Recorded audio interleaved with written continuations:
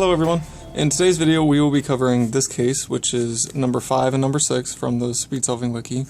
And this case is relatively simple to do. There's really only one way to pair the case up when it's oriented and when it's not oriented. I will show you one alternative as well. So let's get started.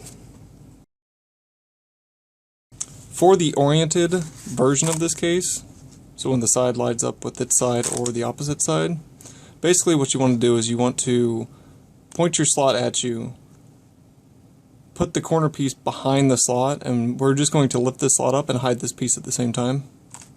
We're going to move this piece, the edge piece, in the back middle layer, and then when we fix our cross and lift our corner piece back up, it's going to make that pair, and then you can insert it however you want.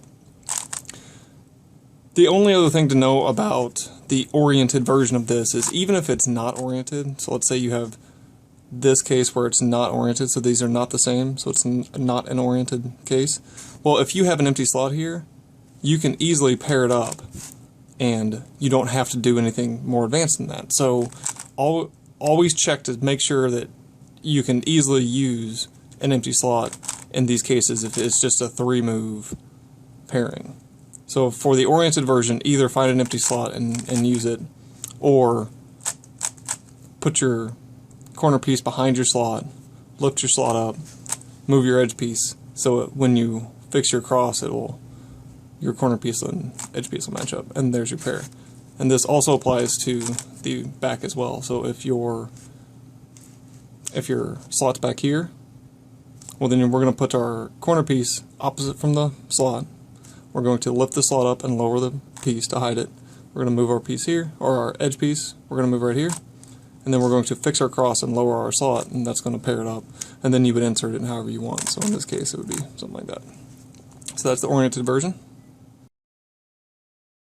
For the non-oriented version, which is where the top color does not match the front color, so they don't match, so it's not oriented. What we're going to do is we're going to position the pieces like this. So we're going to take our edge piece, and we're going to line it up with its corresponding side. And if it's not oriented, this edge piece is either going to be in the front or the back, right? And then what we're going to do is we're going to push this pair up into the top layer by lowering some junk from the top layer into this face so we can move this whole face. So we're going to lower this side, we're going to push our slot up, and then we're going to grab both of these layers. The next thing we're going to do is we're going to bring our corner towards us, and if you can tell, this is an easy case. So there's our corner and our edge. And this is case 3 and 4. So what we're going to do is we're going to orient it, pair it up, bring the pair into the slot, and then now the only thing we have to do is our edge piece, or our cross is messed up. It's off by 1. So while we've been holding both of these layers, we're just going to grab this layer and fix our cross that way.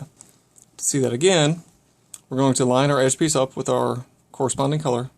We're going to lower the opposite side, so here's our slot. We're going to lower some stuff from the top into this layer, and then the front layer. We're going to push our slot up. Then we're going to grab on both of these. We're going to lower this side. Now we see the easy case, so we're going to point them towards us, pair them up,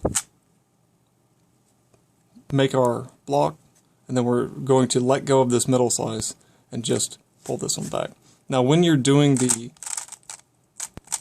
finger motions on this, what we're going to do is we're going to lower the side. Here's our slot. So we're going to lower the opposite side, push in, and then we're going to take our ring finger and put it on this back piece here. And what that's going to do is that's going to prevent, so when we try to pull, it's going to prevent this middle layer from coming. So now we can, and then the last move, instead of holding on, we'll just let go, and then I'll let this layer be fixed. So see that again.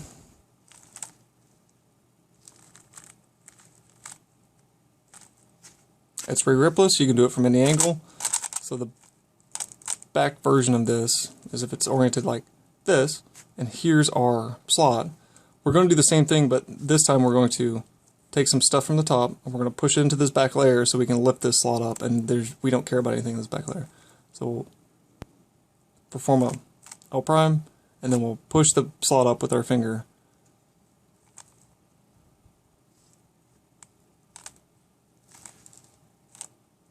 and then we'll just do both of these layers, because right now we've been holding on to these two layers here.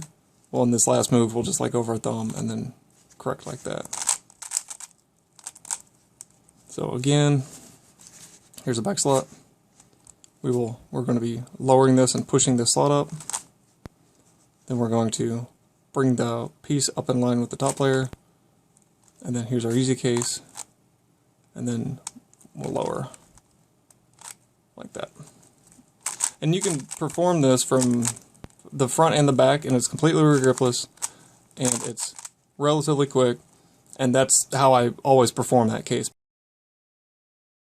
One last way that you can insert the case when it's not oriented and it's in this position, so here's your slot and it's in this position, what we can do is perform the following set of moves. And this does require a regrip, but if you regrip and you put your finger on top here, do an R2, push in or pull up on your finger to make sure you see both the white slices.